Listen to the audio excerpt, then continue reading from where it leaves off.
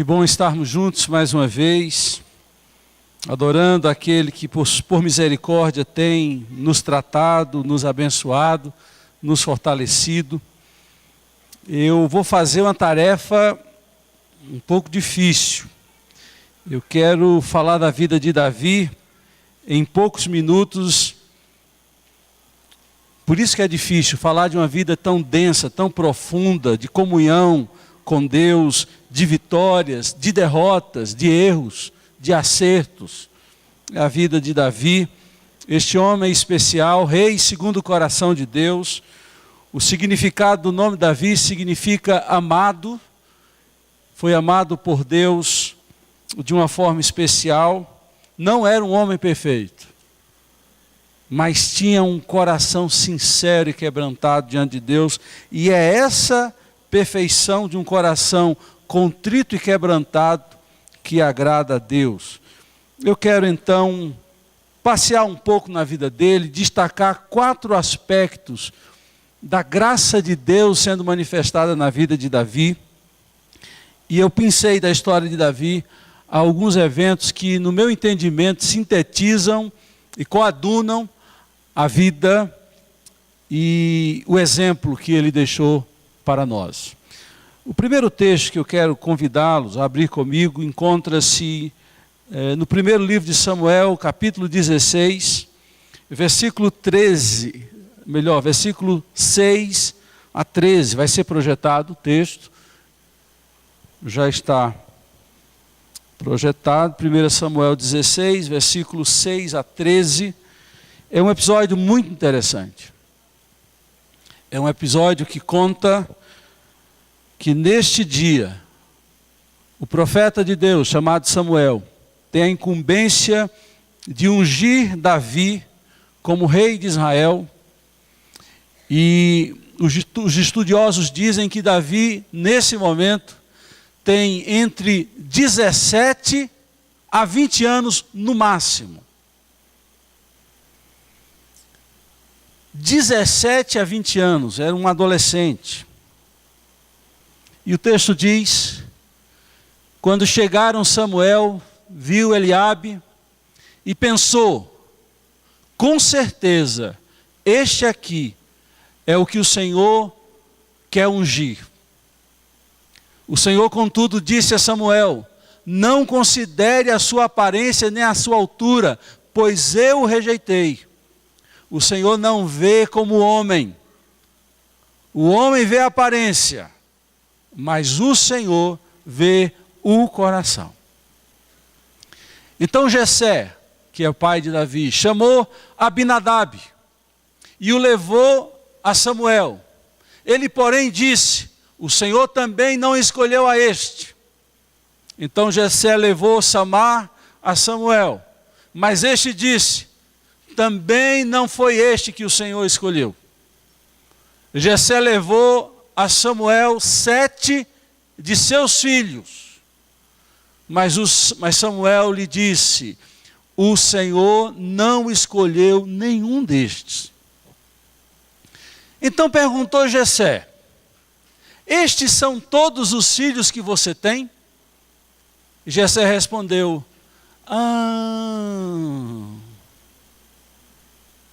ainda tem o caçula, mas ele está cuidando das ovelhas. Samuel disse: traga-o aqui, não nos sentaremos para comer até que ele chegue. Então Jessé mandou chamá-lo e ele veio. Ele era ruivo, lá em Pernambuco a gente chama cabelo de fogo, e de belos olhos e boa aparência. Então o Senhor disse a Samuel: é este, levante-se e unja-o. Samuel então apanhou o chifre cheio de óleo e ungiu na presença dos seus irmãos. E a partir daquele dia, o Espírito do Senhor apoderou-se de Davi e Samuel voltou para Ramá. Aqui dá para a gente passar dias estudando detalhadamente esse texto. Mas como eu disse, a minha empreitada é destacar na história de Davi algumas coisas que revelam a graça de Deus sendo ministrada e dispensada a ele, e também pode ser dispensada a nós. O primeiro ponto que eu destaco aqui é como a graça de Deus pega o desprezado e o exalta.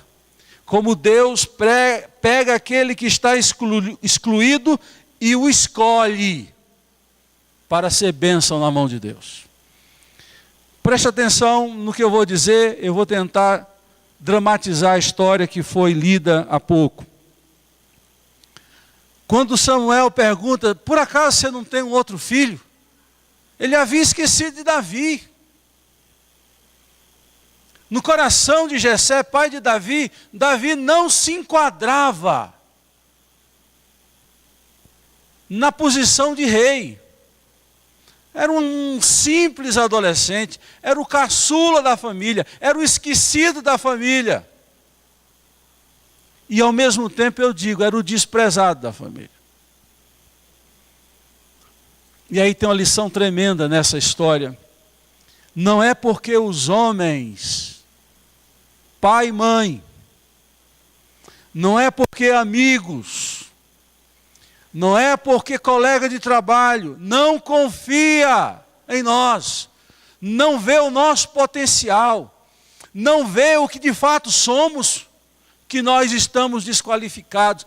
Quem nos escolhe é Deus. Se Deus pega o desprezado, o que está à beira do caminho, e faz desta pessoa uma pessoa diferenciada. Então não é o que os outros dizem de você que deve imperar, é o que Deus diz a seu respeito. Não é, nem mesmo são as conclusões que você chegou a seu respeito, mas é o que Deus pode fazer na sua história, na sua vida, que de fato deve ter uma repercussão dentro do seu coração. E nós muitas vezes estamos dando ouvidos ao que os outros dizem, ao conceito formado a nosso respeito, enquanto que deveria pesar é o que Deus diz. Aquele menino entra naquela sala, não sabe o que está acontecendo, aqueles olhos bonitos. Ele olha aquele homem estranho com um chifre na mão. Gente, é uma visão um pouco chocante. E ele olha aquele homem com um chifre na mão e diz, o que é que está acontecendo? E ele ouve aquele homem sem saber de nenhum contexto da história, e aquele homem diz, é este, eu o quê? Eu não fiz nada. É este que Deus escolheu. Paulo, quando escreve a sua primeira carta aos Coríntios, diz que Deus escolheu as coisas desprezíveis do mundo, as que não são, para envergonhar as que são. Ainda em 1 Coríntios, Paulo vai dizer assim, olhai na vossa vocação, veja se no meio de você, se existe alguém com sobrenome nobre, gente com o prêmio Nobel. Não. É gente simples que Deus confia e quer fazer uma obra. Moisés tinha razão quando disse, Senhor, eu não dou conta, eu sou gago, eu tenho a língua pedada, não vou dar conta. Ele diz, eu estou contigo. Olhando para a vida de Davi, eu vejo o desprezado sendo escolhido. O desqualificado, do ponto de vista humano, sendo qualificado. O que não tinha chance de ser, sendo nas mãos de Deus. Isso é tremendo. Há um chavão no nosso meio que é uma verdade sublime. Deus não chama os capacitados, Deus capacita os que chama. Se dependesse de você, de sua habilidade, você estaria perdido. O que faz diferença na nossa vida é quando o Espírito de Deus se apodera de nós. E diz, e depois daquele dia o Espírito se apoderou de Davi. E ele nunca foi igual. Há uma história que eu li há muito tempo, e essa história sempre marcou meu coração. Em uma escola, havia uma criança manjada, aquela que o professor vai passando o currículo. Esse aí é perigoso, toma cuidado com ele. Esse é um aluno insubmisso, insubordinado. Aí o professor que pega o aluno novo já olha para ele assim, pega aqui na arma, já fica assim para se defender da criatura. Até que um belo dia, um professor novo chega na sala e chamou: quem é fulano de tal? O menino olhou assim, já com raiva, já estão queimando meu filme de novo. Faz favor, senta aqui perto de mim. Aí o professor falou baixinho no ouvido dele: me contaram um bocado de coisa a seu respeito. E eu quero dizer para você que eu não acreditei em nada do que me contaram. Porque Deus pode começar tudo de novo e pode dar credibilidade a quem não tem credibilidade. Você que já visitou os lugares mais baixos da terra, que já foi humilhado, que pecou, distanciou de Deus, Deus pode recomeçar uma nova história na sua vida. E Davi, em um outro momento da sua vida, eu vou pedir para o pessoal da mesa colocar 2 Samuel 7:8. Davi nunca esqueceu disso. Foi algo muito presente no seu coração, na sua história, quando ele começou a reinar sobre Israel. O fato de Deus escolher sem ele merecer, sem nem sequer ele ver qualidade em si mesmo, e nem seu pai vê, Deus o escolheu. E quando esse homem se torna rei de todo Israel, quando Deus lhe deu muitas vitórias, Deus manda o profeta Natã trazer uma palavra para Davi. E a palavra que Deus deu a Davi foi agora. Agora, pois, diga ao meu servo Davi, assim diz o Senhor dos exércitos. Olha que coisa tremenda. Eu o tirei das pastagens, onde cuidavas dos rebanhos, para ser o soberano do meu povo Israel. Você vivia no meio do mato, na roça. Você não era ninguém. Você tinha cheiro de ovelha, estava ali, limitado na sua possibilidade de ser alguma coisa. Eu te tirei de lá. Eu olho para a minha história e vejo isso. Eu fico pensando onde eu estaria, como eu estaria hoje, se Deus não tivesse me tirado de lá. Você já pensou nisso? Como você estaria hoje se Deus não tivesse estendido a sua mão para você?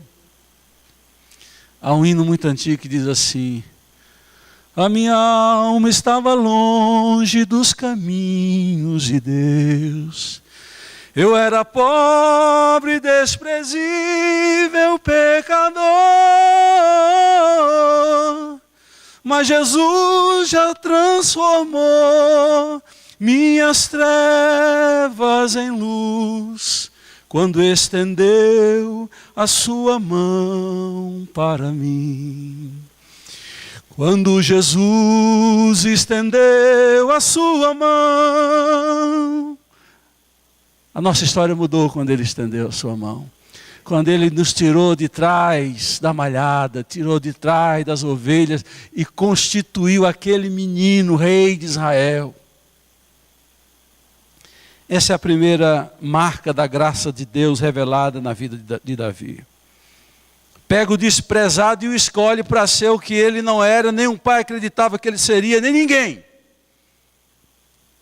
Mas quando Deus acredita em nós, a gente tem que acreditar em Deus. Outro fato importante que pinço da história de Davi é que aquele que foi escolhido é protegido e tratado. Eu disse que o desprezado é escolhido. E agora, o escolhido é protegido por Deus e também tratado por Deus. Curiosamente, depois que ele é ungido rei, a sua vida vira de cabeça para baixo. Às vezes acontece com muita gente: Senhor, agora que eu quero orar, agora que eu quero consagrar minha vida, agora que eu tomei uma decisão de andar contigo, tudo começou a ficar difícil na minha vida. Por que isso, Senhor? É igual a gente assim quer fazer dieta, os irmãos fazem, um de manhã faz café da manhã, outro faz o almoço, outro faz o jantar, e um engraçadinho ainda liga: pastor, tem ceia, sobrou do almoço. É assim que os irmãos ajudam.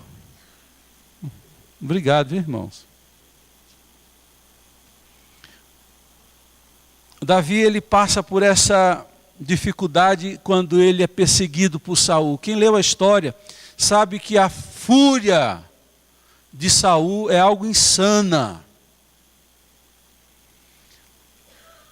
Davi começa a ser perseguido e esse homem tem que fugir. Ele entra por desertos, é deserto de Sim, é deserto de Parã, é deserto da Judéia. Ele tem que ir para os filisteus, se passar por louco, fugindo da ira de Saul. E a gente descobre depois porque aquele homem está virado, porque o demônio estava sobre ele. E é no deserto que Deus nos protege e nos trata. Quem já viajou comigo para Israel, teve a oportunidade de ir em En-Gedi ou En-Gedi, como eles falam. En-Gedi é uma parte no deserto da Judéia, onde tem cavernas, e Davi se escondeu. Foi dentro de uma dessas cavernas que Saul entra, meu avô falava isso, defecar. Isso é coisa lá do meu avô, aquele português bem arcaico. Hoje os adolescentes dizem o quê? Dá uma aliviada. E o mando de Saul fez aquela orla lá, aquele negócio grande, ele vai lá e corta a orla. Se eu quisesse te matar, eu teria te matado. Não me persegue não quero teu mal. Saul mudava de ideia como mudava de roupa. É impressionante o comportamento desse homem. Um homem sem Deus no coração, sem condução de Deus na vida dele. E ele tem que viver com uma vida de fugitivo, errante por um deserto e protegido por Deus no deserto, várias vezes. E Deus tratando aquele coração para ele poder ser o rei de Israel. É interessante, Deus nos vê como rei e escolhe quando ninguém nos escolheria. Mas ele diz, eu te escolhi, agora eu vou dar uma ajeitada em você. Alguns precisam ir para as universidades, outros têm que passar pelas adversidades. Por mais que a gente não queira e não seja desejável, as adversidades nos formam um caráter, cria calo de resistência, nos aperfeiçoa, nos humilham, para que a gente esteja pronto. É a mesma coisa que acontece com Moisés. Moisés quer libertar o povo no jeito dele, na hora dele, e Deus diz, não é agora. Ele passa 40 anos no deserto, Moisés, 40 anos, cuidando de ovelhas. E depois de 40 anos, que tratamento longo. Depois de 40 anos, Deus aparece para ele numa sarça e diz, vem agora e liberta o meu povo. Aí ele está cheio de desculpa. Essa semana eu vi uma frase, também coloquei no meu Facebook. E preste atenção porque ela é poderosa. A frase diz assim, quem quer, arruma um jeito. Quem não quer, arruma uma desculpa. Alô? Ouviu, papudo? É isso aí. E está aquele homem no deserto, sendo talhado por Deus. Na hora de Deus ele foge da raia. Não, Senhor. Não dou conta. Dos 150 salmos que nós temos na Bíblia, 73 são de Davi. Praticamente a metade dos salmos, do saltério que você tem na sua Bíblia, 73 é de Davi.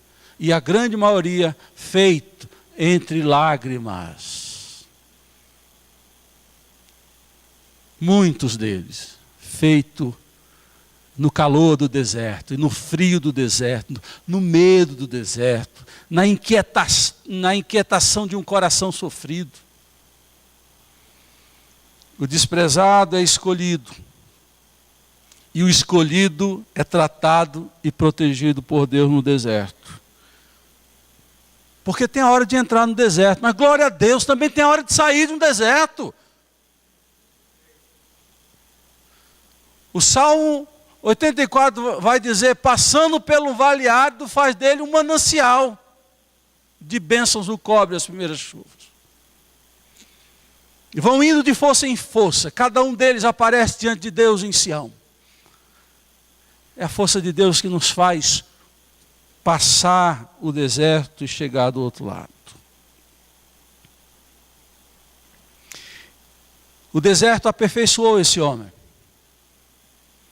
Aquele desprezado é escolhido, o escolhido é tratado e o tratado agora é honrado. Deus é Deus que honra.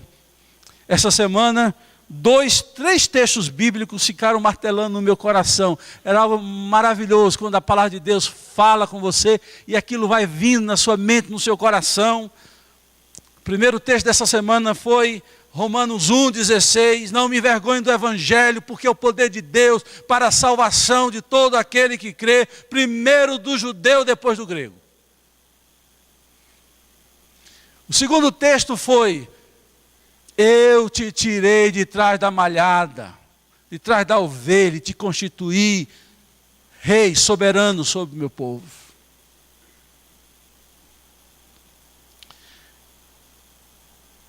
E outro texto que esta semana bateu muito no meu coração foi Isaías 61, versículo 7, quando Deus diz assim, para cada motivo de vergonha, dupla honra. Isso quer dizer que nós não somos isentados ou isentos de passar por situações difíceis, humilhações, etc. Mas uma coisa é certa, para cada motivo de vergonha, Deus está se comprometendo a nos honrar duplamente. Dupla honra. E é isso que acontece com Davi. Eu vou pedir para ser projetado 2 Samuel, capítulo 5, de 1 a 5. Davi já está com 30 anos de idade. Alguns estudiosos dizem que passou-se aí 13 anos. Outros dizem que se passou 11 anos. Tanto faz, 11 e 13 é muito pouca a diferença. 11 anos de deserto. 11 anos esperando ser rei, efetivamente. De direito ele já era ungido. Mas de fato ele não era. 11 anos. Representante de todas as tribos de Israel, foram dizer a Davi em Hebrom, somos sangue do teu sangue. No passado, mesmo quando Saul era rei, eras tu quem liderava Israel em suas batalhas. E o Senhor te disse, você pastoreará o meu povo Israel e será o seu governante. Pode passar. Então todas as autoridades de Israel foram ao encontro do rei Davi em Hebrom. E ele fez um acordo com eles em Hebrom, perante o Senhor. E eles ungiram Davi rei de Israel. Davi tinha 30 anos de idade. Calma. Quando começou a reinar e reinou durante 40 anos. Em Hebrom reinou sobre Judá 7 anos e meio. E em Jerusalém reinou sobre todo Israel e Judá 33 anos. Há uma curiosidade nesse primeiro período da história de Israel. Porque tanto Saul, quanto Davi, quanto Salomão reinaram os 40 anos, cada um. Reinado longo. Só que quando Saul morre, a família de Davi, que é Judá e Benjamim, essas duas tribos, imediatamente o exaltam como rei. E as demais tribos ficam assim, não sei se ele é Temer, se vai durar muito, como é que vai ser, se é transitório, se é passageiro. Aí depois de 7 anos e meio, eles estão convencidos de que Davi é o rei de Israel. E eu aprendi algo, e preste atenção nisso. Igrejas às vezes racham por vaidade humana, por pessoas que se acham prejudicadas, pastores que não gostando de uma decisão, levam uma parte da igreja com eles e vão embora. e ficam com a parte. Isso já aconteceu em muitas igrejas. Davi tinha popularidade, tinha cartaz, tinha fama. Se Davi quisesse brigar com Saul, ele brigaria. Mas ele ficaria com um taco. É outra expressão lá do Nordeste. Com um pedaço. Mas quando a gente espera em Deus, sabe o que acontece? Deus nos dá o todo. Todo vem para a nossa mão. Todo Israel declarou que Davi era o rei escolhido de Deus para governar, para pastorear aquela nação. Davi, porque resolveu sofrer o dano, sair sendo perseguido, humilhado, mal falado. Quando ele volta, Deus o honra e ele não fica com um pedaço, com a metade, ele fica com um todo. E é isso que a gente deve aprender. Esperar a honra de Deus. Homem pode até honrar, mas homem não honra muito com facilidade, não reconhece com facilidade. Mas se tem uma coisa que Deus tem, é a capacidade de reconhecer aqueles que amam, aqueles que o servem. Paulo, escrevendo segunda carta a Timóteo, ele vai dizer: pois Deus conhece os que lhe pertencem. Deus sabe. Deus sabe, Deus ouve, Deus vê, e esse homem é honrado sobre todo Israel. Ele quer construir o templo do Senhor. Deus disse: não, você tem muito sangue na sua mão, seu filho vai reconstruir o templo. Até aqui nós andamos. O Davi desprezado que é escolhido para ser rei.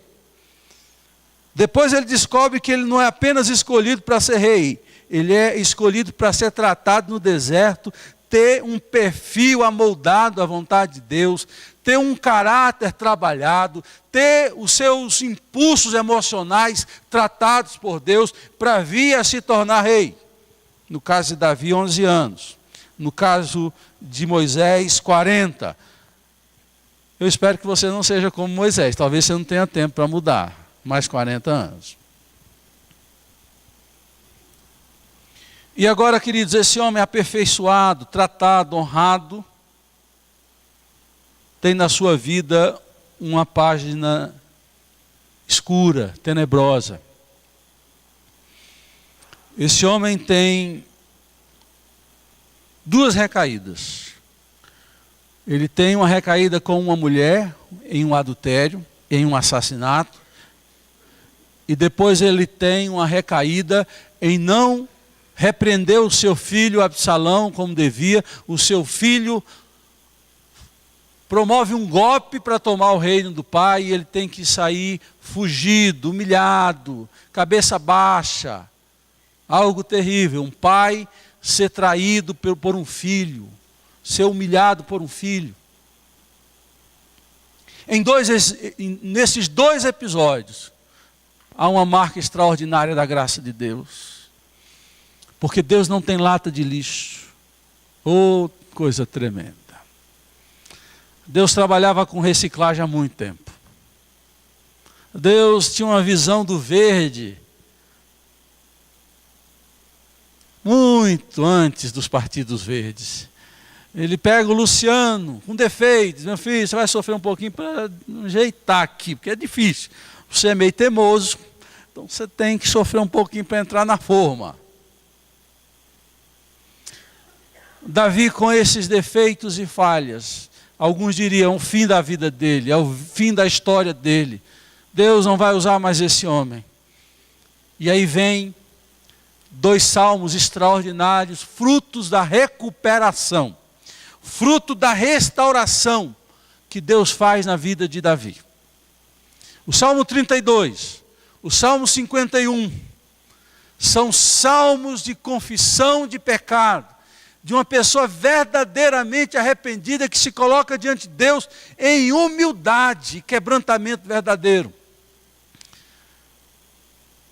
E o 51 é muito conhecido, quando ele diz: purifica-me com isopo.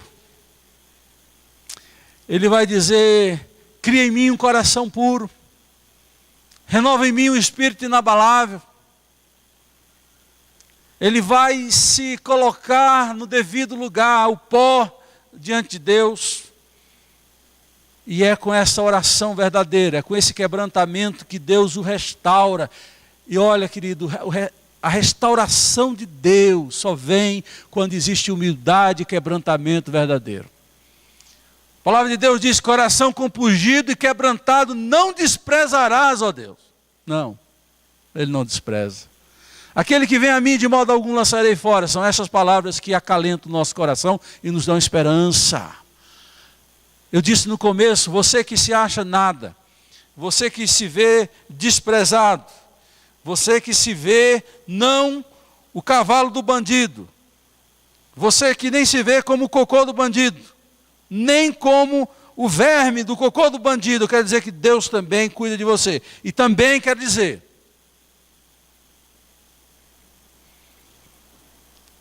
que quando nós erramos e admitimos a nossa culpa e falha e batemos no peito, ser propício a mim, que sou pecador, esse mesmo Deus, Ele nos restaura, dando-nos nova oportunidade para continuar.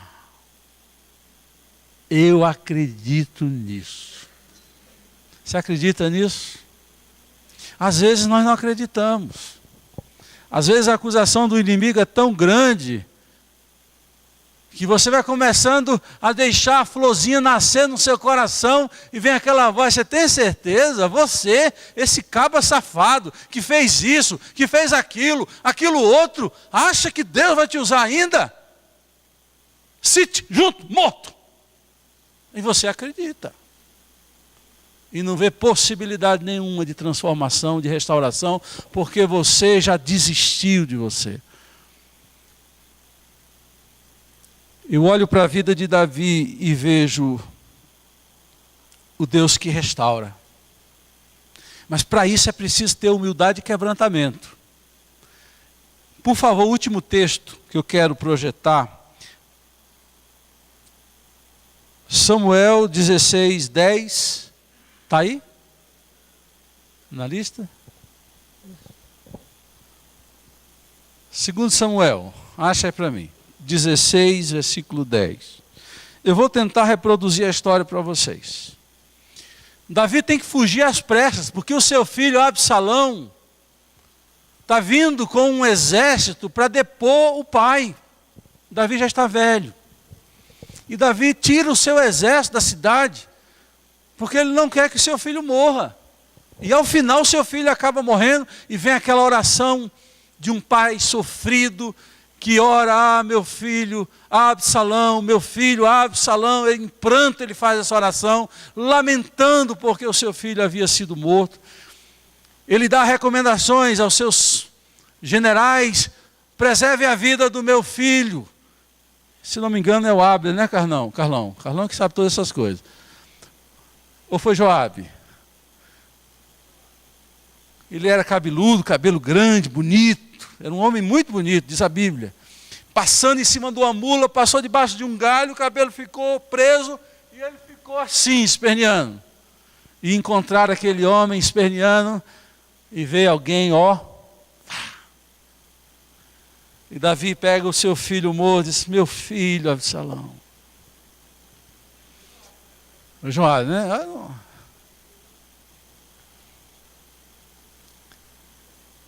Davi na fuga, passa perto da casa de Simei. Sabe quem é Simei? Da família de Saul. Você vê como o ressentimento pode durar anos a fio. Davi está no final da vida dele. Simei, primo da família de Davi, quando ele sabe da notícia e vê Davi passando, ele lava a alma. Você está passando por isso porque você tomou o trono de Saul. Você não presta, você está sofrendo. E Davi passa, é o rei de Israel, passa com a cabeça baixa. O soldado de Davi diz assim: Davi, a hora que o senhor mandar, eu puxo a peixeira e o senhor deixa de existir. Agora. Mas o rei disse: o que é que vocês têm com isso, filhos de Zeruia? Ele me amaldiçoa porque o Senhor lhe disse que amaldiçoasse Davi. Portanto, quem pode questioná-lo? Numa versão na RA diz assim: se Deus diz a Semei, amaldiçoa Davi, deixa Semei amaldiçoar Davi. É um coração que está quebrado, ele não fica reivindicando direito, não. Quebrado. Mas Deus é Deus que honra, né? Não demorou muito, Absalão morreu, aí está lá Davi voltando. Aí Simei, olha, eu falei o que não conhecia, coisa demais para mim, você me perdoa? Aí Davi olha para ele assim e diz, está perdoado.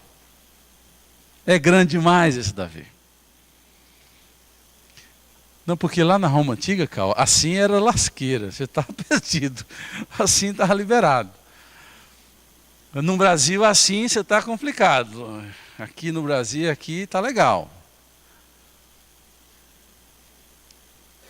Eu fico assim maravilhado com Davi, com essa capacidade generosa de se quebrantar diante de Deus, de perdoar os que o perseguem. Ele fez isso com Saul, ele faz isso com Simei. Mas ele diz assim, se Deus quer trabalhar em mim, que Deus quer ainda trazer alguma penalidade sobre mim pelos meus defeitos e erros, Deus é livre para fazer. E eu tenho que aprender com Deus. A gente canta música, mas não reflete. Eu preciso aprender um pouco aqui, eu preciso aprender um pouco ali. Eu preciso aprender mais de Deus, porque Ele é quem cuida de mim. Se uma porta se fecha aqui, outras portas se abrem ali. Eu preciso aprender mais de Deus, porque Ele é quem cuida de mim.